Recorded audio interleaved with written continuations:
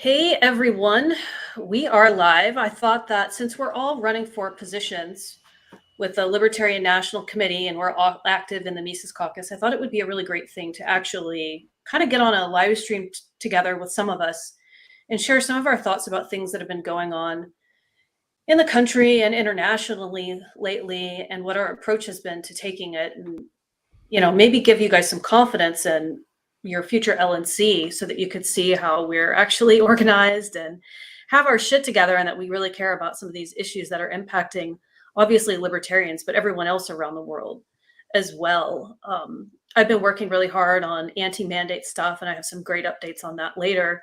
But I think the thing that's really pressing on our minds, and obviously, it's kind of like the meme shows, the mainstream media has taken the COVID chip out and it's putting the Ukraine chip in instead. And that's been a hell of a thing to deal with. Just, here in the United States, we're feeling impacts on our gas prices and, dealing with Biden's restrictions on Russia and sanctions and all of that. But I can only imagine what it's like to be over in Ukraine or Russia, where you have to deal with this directly, worrying about getting blown apart in war or feeling the weight of sanctions and embargo, and quite frankly, some of the hatred that's coming from ignorant people over here in the United States, especially. That Tim, who is on the call with us, who is also running for an LNC position, has been doing some really amazing work with Defend the Guard. And I think that that's something that is really meaningful and impactful, and it sends a pretty clear message as far as the libertarian position on war and non-interventionism. Maybe Tim, can you share with us a little bit about what's been going on with that in your state? Yeah, so I had heard Defend the Guard a couple of years ago, and actually during a meetup at our county, I met with some guys that just happened to live in the same town. And he had worked in the Kansas State House for quite a while as a lawyer and wanted to start a lobbying firm. And I said, one of the things I want to see done is Defend the Guard. So he started running with it, and he spends his time up in Topeka. So we're very lucky. Shout out to Frontier Peace.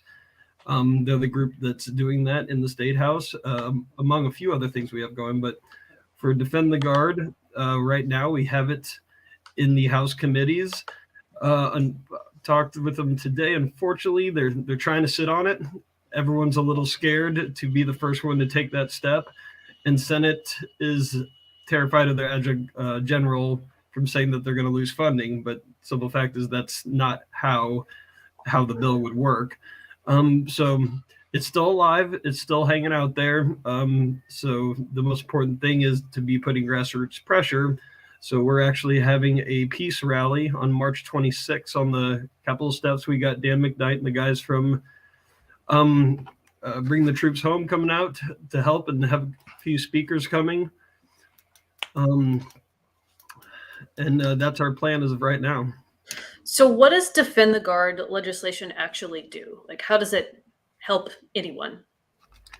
So Defend the Guard is to give the power of the state, in this case the governor, to hold troops back if there's not a declared war by Congress as prescribed by the U.S. Constitution. Right now, it's all through AUMF actions in Congress, so everything goes through the executive branch, and we haven't declared a war since 1942, as we're supposed to. So this bill would give our governors in any state where this passes the ability to hold back our National Guard troops from going into any combat situation without congressional approval for war. And so we feel like, there's different states where this is, gotten close and fell short, and, we're the next one up in line. And as these pop up more and more and more, it's going, and especially with what's going on in Ukraine and the idea that, we could be in a very large war and be sending our troops, that get that message out that it has to be done by Congress if you want to send our people over. And so we feel like if you can take that at a state level and tell the federal government, no, you can't have our, brothers and sisters, men and women, to go fight overseas, without putting it in writing, as the Constitution says. Seems pretty reasonable. Before we go sending people off to get blown apart in foreign conflicts. A couple other questions. What kind of groups are backing it? Are you seeing kind of like an issue coalition or veterans interested in it? Actually, we're seeing a lot of veterans, and actually, from a Mises side here in Kansas, most of the men here are active or were active service members, and this is very close to them. And we have quite a few religious groups that want to join us as well. And we do have with it a health freedom when it comes to vaccines. So we have a big Kansas health freedom movement as well. So that's coming together. So between religious rights and health freedom and veterans, you won't find many Guard members that are against this. That's pretty awesome. It's pretty, I mean, they can't say anything while they're in uniform, but when they're out of uniform, they're very open. And then was this bill sponsored by Republicans or Democrats, or was it like co-sponsored by both? It was actually a Republican, and sorry, I meant to write his name down. I forget, but he's actually calls himself a Ron Paul Republican. He's down in Southeast Kansas. He had a lot of help from the Y'all group here in Kansas, and he's been doing a lot of work, and he's one of our main go-to guys for these kind of legislations. But we do have lower level support. It's about breaking it through to the Senate chairs or the chairs of the committees and the Senate president and such. They're kind of terrified of it right now. We're in a weird situation. We're a very red state, but we have a Democratic governor. A lot of them don't want to give her a win, and they're trying to do less work as possible right now, and they're scared that it looks like that if we do this, you're not defending the troops, when in reality, what you're doing is defending the troops. So it's really about getting out the message, explaining to people exactly what this does and why it is. There's nothing better here when it comes to defending the troops. Yeah. Mike, are you working on the same thing in New Jersey? Yeah. And honestly, I've been trying to get people and get traction going on this just at the grassroots level with activists for probably the last 20 months or so, since after COVID, the lockdown started, because for me, this has always been a big thing that I wanted to get handled in New Jersey.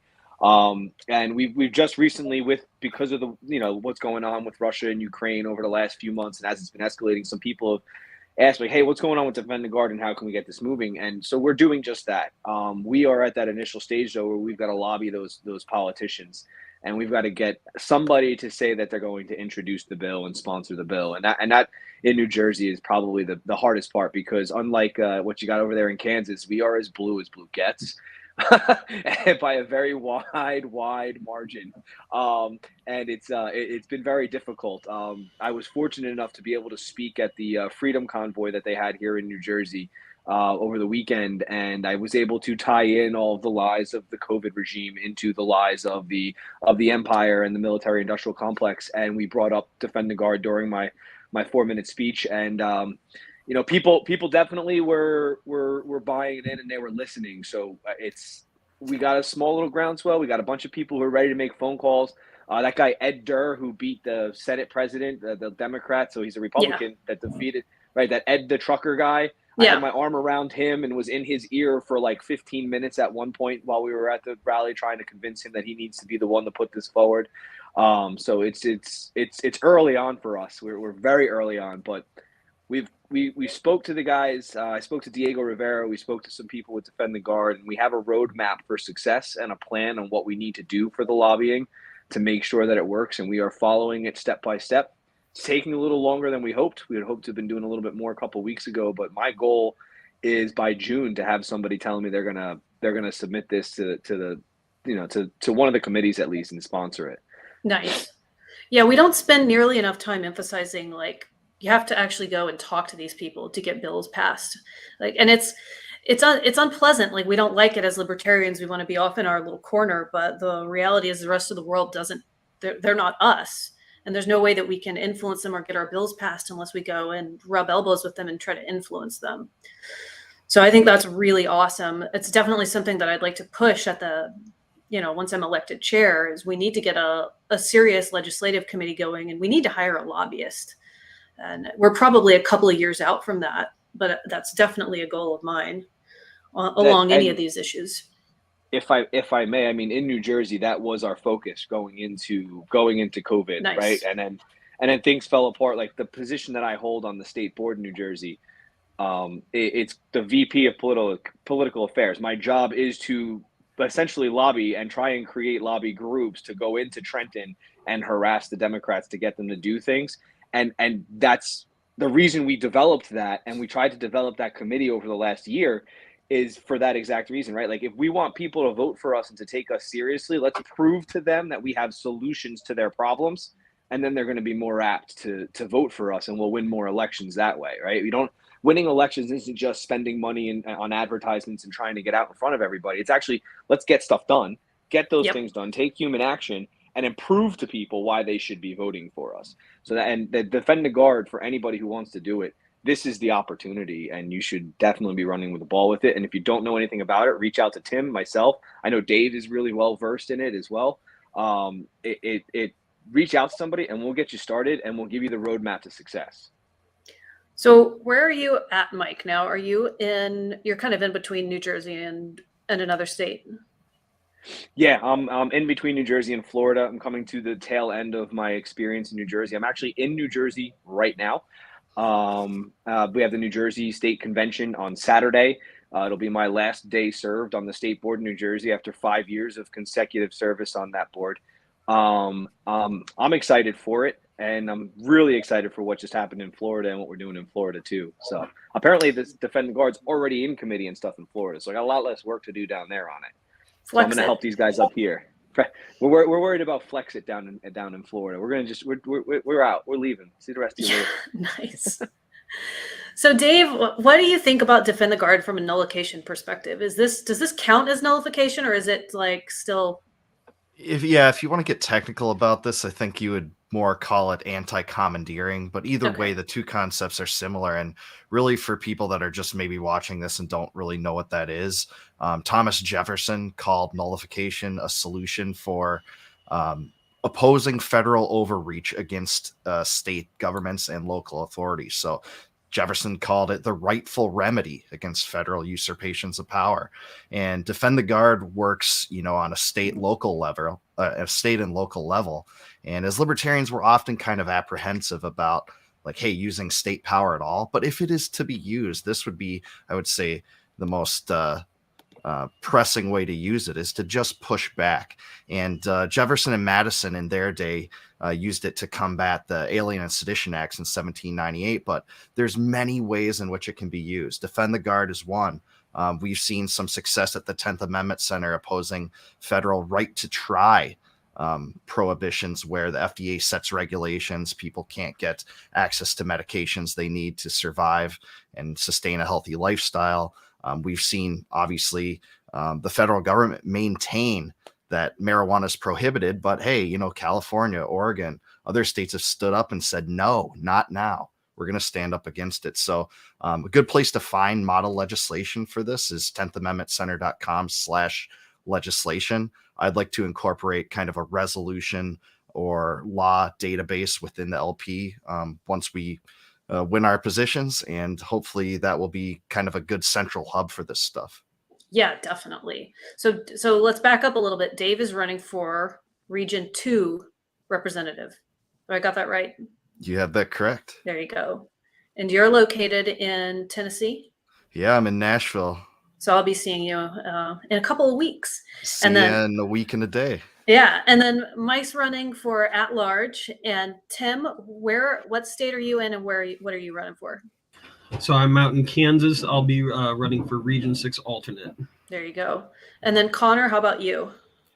I am in Michigan, and I am running for Region 3 alternate. And Linnea, how about you? Arkansas and Region 7 representative. There you go. So Connor, have you got Defend the Guard going on in Michigan too? Yes, and unfortunately, the bill has been just sent to a committee to die. And there's a lot of institutional opposition to the bill. And when the drama in, I shouldn't say drama, but when things started escalating in Ukraine, there was a lot of interest in the bill, of course. And we were shaming a state legislator on Twitter, and he was flat out misrepresenting what was in the bill. Now, the bill is only, you guys have seen it. Yeah. It's only like 2 paragraphs long. And this representative was saying, oh, it pretty much takes away the power from the state to control our National Guard, which is absolutely ludicrous. It gives more power to the governor. It takes away it sets rules that Congress has to obey in order to deploy National Guard troops. So, and these people claim to, a lot of them are are veterans and claim to represent the interests of veterans, but they seem perfectly willing to send their own brothers in the state off to die in a foreign country needlessly. And it's frankly ridiculous. Linnea, has there been any talk of doing this in Arkansas? I know you're in like a super red state. Yeah, we've sent some emails, and we've began the process kind of to do that, but I think our success is really at this point more at the county level. So on the note of nullification, the way I feel like we're gonna guard our people is we really have to straighten up and overturn a lot of the Second Amendment sanctuaries that we've had past these last 2 years, because they're the ones that are, passed without teeth. That's, something that the 10th Amendment Center has covered, that they've definitely passed them through, as a statement, but they don't really mean anything. And so us digging our heels in at the county level has been where most of our success is coming from, where we're able to forge connections with some of these coalitions to do state legislation later whenever we, feel like we have good relationships with them.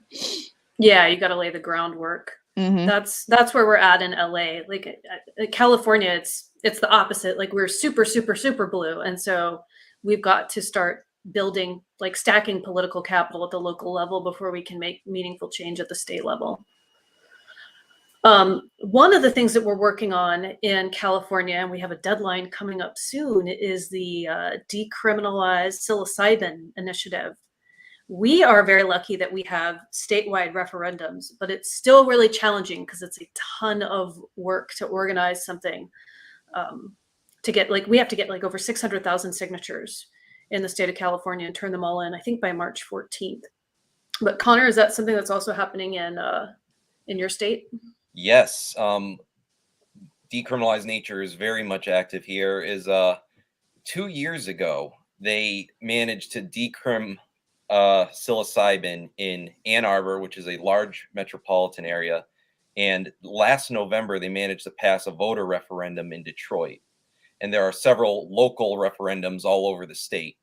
But the statewide organization tried to go through the legislature and just lobby to have them introduce a bill. And they didn't generate enough interest from them. So they are going for a ballot initiative now. Their language was tacitly approved, and they're going through a process of like making one little minor tweak to it. And the current timeline is, it looks like March 24th, their language will be approved. And they have all through the summer to collect signatures to get it on the ballot in November. But Nice. They need to collect like, I couldn't give you a hard number, but a lot of signatures. So we're hoping, we've been working inside the Libertarian Party to drum up interest in it and get people active in all of the affiliates to get on the ground and lead this thing. Because, I mean, they're a statewide organization, but they only have so many volunteers, just like we do. Right. So we're a natural ally for them, and we're going hard into the paint to help them out. We had them. How's it? Like, are there a lot of groups that are sort of signed on to it? How's the single issue coalition looking? Well, I mean, it isn't even terribly popular among Democrats, but here's the thing. To backtrack a little bit, when I ran for my county executive office in 2020, and I was in a forum with my Democrat opponent, and one of the questions we were asked is, how do we address the mental health crisis in the community? Obviously, this was in the middle of the lockdown. So my answer was, well, one, we need to quit locking people in their homes, taking away their jobs and driving them to desperation. We also need to reform, mental health care. And the governor had signed just before COVID a bill taking away or adding licensing requirements to mental health professionals. That took like 10,000 mental health care professionals off the market. And of course, my Democrat opponent, is a good friend of Gretchen Whitmer. They campaign together all the time.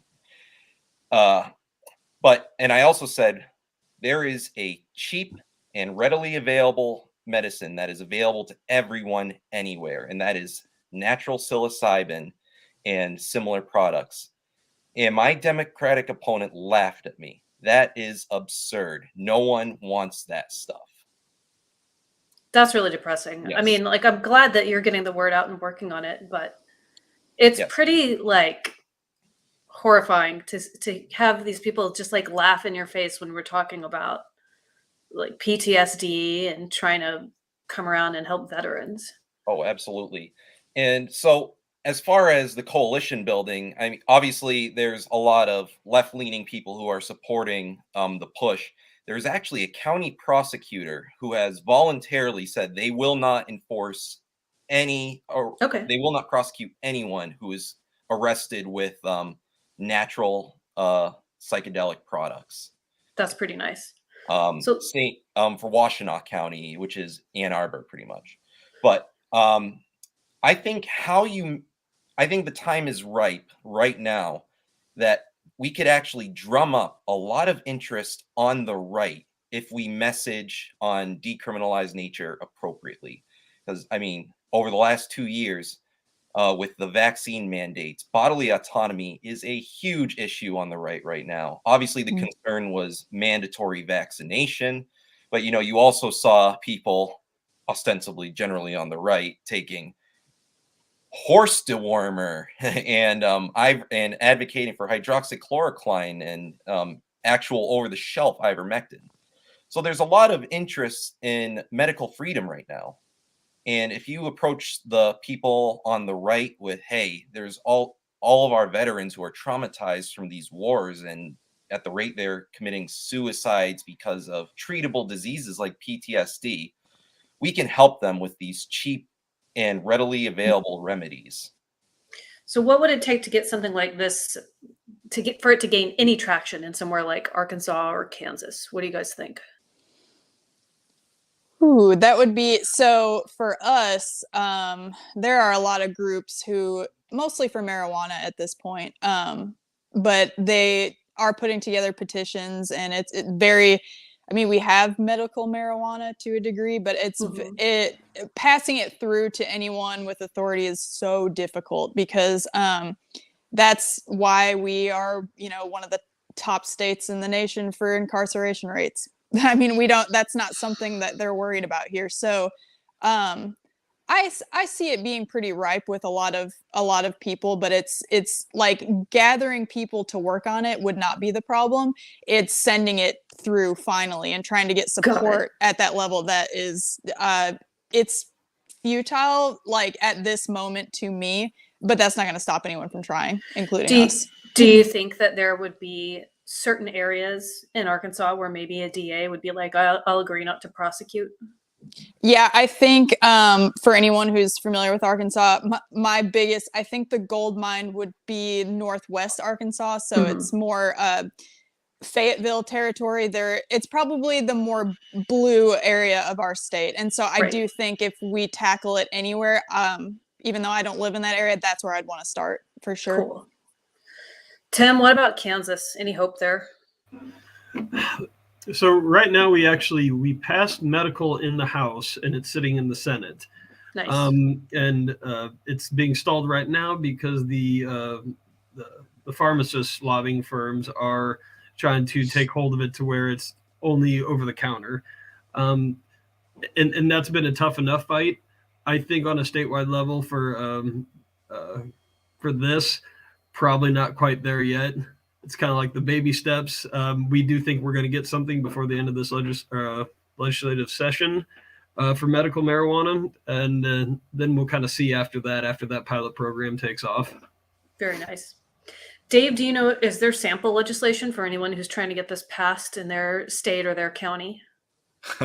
Well, we're really behind the curve here as far as cannabis legalization, even to that extent, right? So right now here, there's two competing bills that I know of that are in various stages of the process. One would permit Tennessee to adopt, what's been branded medical marijuana, right, with heavy restrictions, and another that is more of an absolute marijuana legalization by Representative Bob Freeman, who's a really good Democrat on this. It would take a lot to move mountains among the Republicans to support this type of thing, but his bill's great. We have to kind of pitch this to the right that it's too costly to keep fighting these battles that are absurd, that, actually help people sustain proper livelihoods. So I think it's really like the time is really right for us to start educating people and come at this from a medical freedom perspective and bodily autonomy, because the right is really interested in owning the left on that. And I'd like to own that part of the narrative, but more importantly than that, I'd just like to see it get done and just do what I can to help make that happen. right. Parts of the right were so good on, owning medical freedom in terms of opposing the COVID regime. So if we could leverage that to our credit in decriminalizing drugs, that'd be fantastic. Absolutely. So I had a really big update yesterday on LA's anti-mandate initiative. So for anyone who's unfamiliar with that, the city of Los Angeles filed at the time an ordinance that was the worst vaccine mandate in the country. New York came out swinging right afterwards and made one that was even worse. And I'm working on that one too. But the LA County Libertarian Party, in response to that, filed a ballot initiative to overturn the mandate. And we've been collecting signatures for a little over a month now, and it's going really well. We had to get about 65,000 signatures within a 120-day period. And it's sort of a moving target. So it's any group of 120 days thrown together. And yesterday, the city council voted, I believe unanimously, to do a partial repeal of the law. So they edited it to make it voluntary so that businesses can voluntarily decide whether or not they want to allow unvaccinated people in. So that's been an interesting update. We have a meeting later tonight to decide how we're going to continue to approach the initiative. We're waiting to see it actually passed into law, to see the ordinance like pop up on the city's, legislative tracker, and see how that's going to decide what we're going to do. But regardless of whether or not we continue to collect signatures to repeal the partial ban, or whether we drop it, what we're definitely going to do next is we're going to be seeking a ballot initiative to revoke their emergency powers and the mayors, and to make it so that anything like that, any type of vaccine or medical restriction going forward, it's got to be on a ballot, that they can't just pass it willy-nilly. And that's been a really amazing thing to lead the charge on, because the GOP in LA County just did absolutely nothing. In fact, they even enforced vaccine or negative COVID tests at the GOP California convention. It's like next level embarrassing.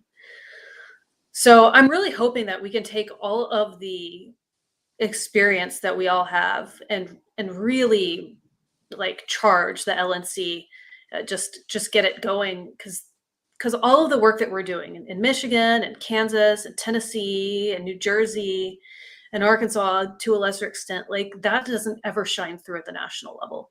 We don't hear about this. We get like these kind of watered down, poorly marketed email campaigns to donate, and it's not tied to like a lot of the meaningful work that we're doing. It just gets totally overlooked. And it's not just about like, oh, give us credit. It's like, you can do this too. Like, let me show you what we're doing and then teach you how to do it. And we'll make a real serious change, instead of just kind of, attending these meetings like uselessly and patting ourselves on the back for electoral failures.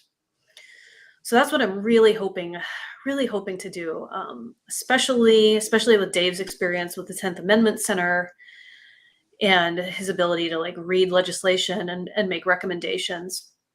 I think we've all like really cut our teeth as being prominent organizers and activists in the Mises Caucus. It's given us a lot of board and organizing experience too.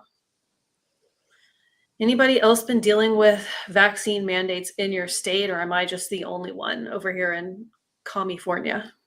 So Gretchen Whitmer saw her poll numbers and backed away from it. Yeah. Michigan is a weird state. I can't quite figure out your demographic. We're Like, purple. what's That's the purple? demographic. Okay. We have lots of Yeah. cities and lots of rural areas, and they're just about equal in terms of population numbers. So Is she going to get reelected? hope not. I mean, she obviously she saw the poll numbers and she completely changed her tune on mandates and lockdowns. But I mean, that was 2 years ago at this point. The Democrats, even though she put like millions of Democrats out of work too, I mean, they might just vote for her again. So We need to go after her, I think, at the national level. I think that would be low-hanging fruit to send out targeted, right? She's absolutely, and she's a national figure at this point. Yeah. She's obviously she was a vice presidential candidate last year. That was a huge boost for her profile. And she's the DNC vice chair. She's an incredibly influential person in the National Democratic Party. And just today, she's in Washington right now, lobbying for corporate welfare. So, she's a huge she's becoming a huge national figure, and it absolutely warrants attention from national. Yeah, this is something that we should be addressing at the national level in the Libertarian Party. I mean, she's an easy one to pick off. It definitely won't hurt us to go after her. I would definitely like to see targeted email campaigns against her. So state conventions are coming up. Where are you guys going to be at? Jersey. Okay, where is the New Jersey Libertarian Party convention? Give us some details. The NJLP convention is in Edgewater Park, which is actually in South Jersey. So thankfully, we've allowed South Jersey to not have to travel 2.5 hours to a convention. Jersey's small, so I know some of you are like 2.5 hours. That's my commute to work. But for people in New Jersey, perspective-wise, that's a big deal. But Edgewater Park, New Jersey, it's going to be Saturday, March 12th. We do a one-day convention. It's about 5 hours of business. We've got 3 hours of speakers, and there's going to be a hell of a Mises bash afterwards right down the street at the 45th Street pub with Lou Perez, Scott Horton, NJ Weedman, and what's his name, James Babb. So we're gonna have a pretty awesome time. It's gonna be a lot of fun, and it's gonna be good. It's gonna be really, really good. Very nice. Connor, what's going on in Michigan? Michigan's convention is this Sunday. Mises Caucus doesn't have any like formal parties planned. We're pretty much just gonna show up in force at our state party, so we're gonna have fun regardless. So looking forward to it. Very nice. I wish I could be there. I'm going to be in West Virginia this weekend at wow, I should really know the details. Martinsburg, I believe, at Holiday Inn. And that's a one-day convention, and I am going to shoot machine guns in the snow. And if you want to see something comical, it'll be me shooting machine guns in the snow, because those of you who have met me in person know I weigh about 8 pounds. But I'm not so bad. I intend to show some people up. Dave, have you got details on the Tennessee convention? Yeah, Angela, you already alluded to Tennessee a little bit earlier, but the volunteer state will have our convention next weekend. So 18th through the 20th, we're looking forward to it. Manchester, Tennessee, it's kind of in the whiskey region. Our slogan is the Whiskey Rebellion for this convention. So it's perfect. Scott Horton will be there. You'll be there. Karen L will be there. It's going to be an extravaganza. Can't wait to see you all. And especially the Mecox that show up. There's going to be not a formal Mises get together, but we want to integrate with the party and what they're doing in that convention. So anyone watching this, there's still time. You can be a voting delegate still in Tennessee. So reach out to me on Facebook if you're interested, and hope to see you all there. Yep, I will be there. I'm hosting one of the VIP tables at the party on Friday. So hopefully my flight isn't delayed so that I get there in plenty of time, and then that's, fingers crossed. Tim, when is your state convention? So our state convention will be the 22nd through the 24th. We have Jorgensen, Spike, and on Sunday after business, and Angela's coming as well, and we'll have some axe throwing with Spike, and then afterwards some homeless outreach to close everything out. So that'll be in Wichita, Kansas.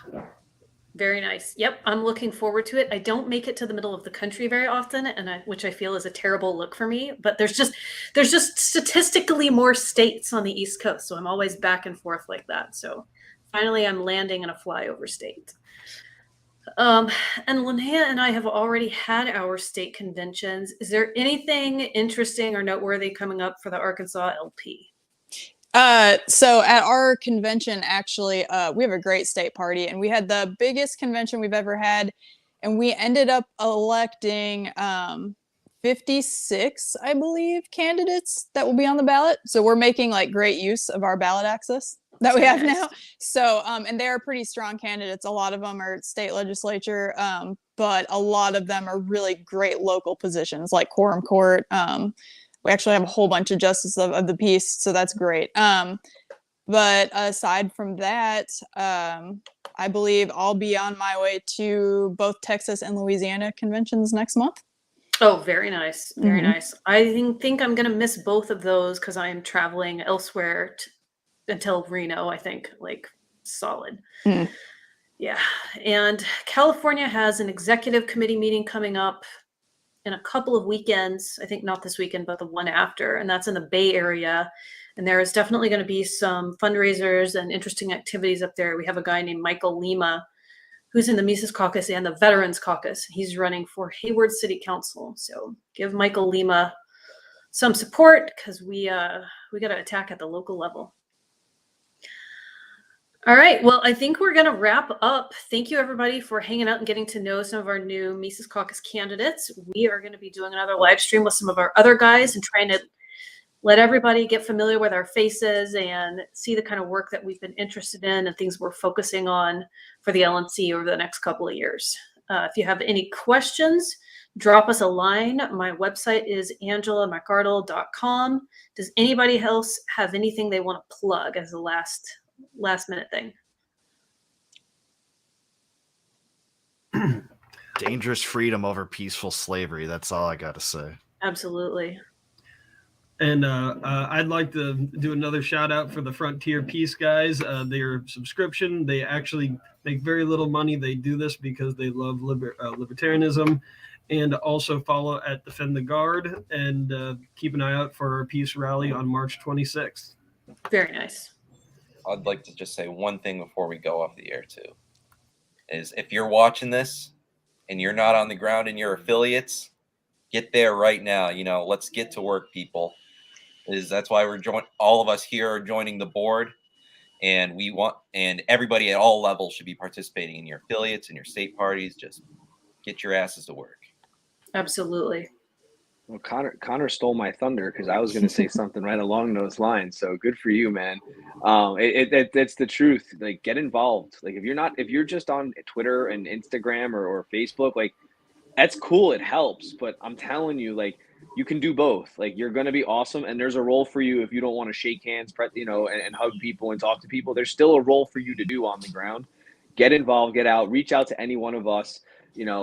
Whatever it takes, please. Like, we're here for you. We want to help you. And I'd love to take the same energy that I've brought to New Jersey for the last 5.5 years and bring that to national, and just so everybody understands, like, Florida was bragging about the size of their convention because they had like 85 people show up.